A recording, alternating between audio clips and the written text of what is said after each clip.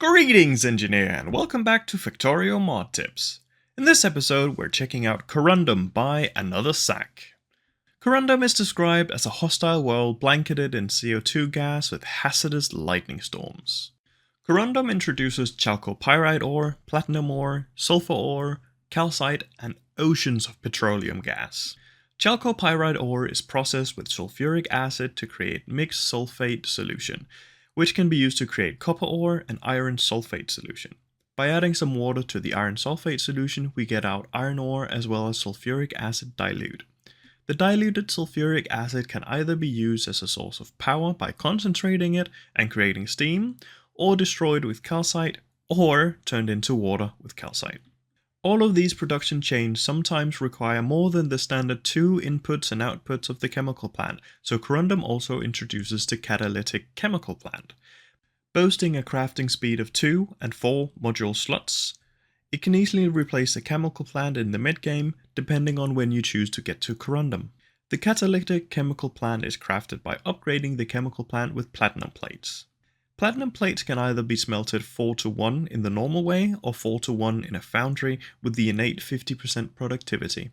Platinum plates are used for the catalytic chemical plant, pressure laboratory, electrochemical science pack, or platinum thrusters. The pressure laboratory is a different science direction to go in, as it consumes only quality equal to or above uncommon science packs at a 50% drain with 5 module slots.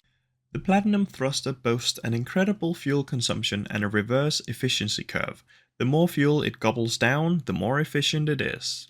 I arrived at Corrundum after visiting Glebe and Vulcanus, and I have opted to ship in most of the materials needed, avoiding the crafting chain on Corrundum.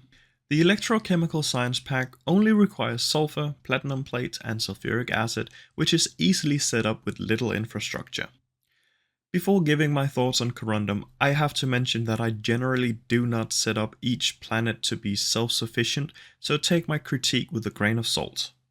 With that said, I have to admit I wasn't overly excited by the planet, probably because fluids scare me, but mostly because of the very limited infrastructure needed to get the science on Corrundum and then ship it off to Norvis with important ingredients for rocket parts.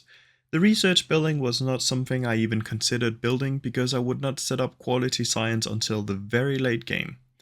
In the early game, I see it as too much of a hassle to ferry around 3 to 4 different kinds of quality science to 2 different lab setups, compared to just getting to Gleba and getting the biolab, but each to their own.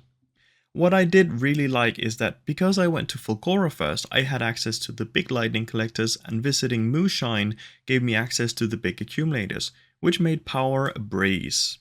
I also really like the new platinum thrusters, giving us more options on how to handle thrust in outer space.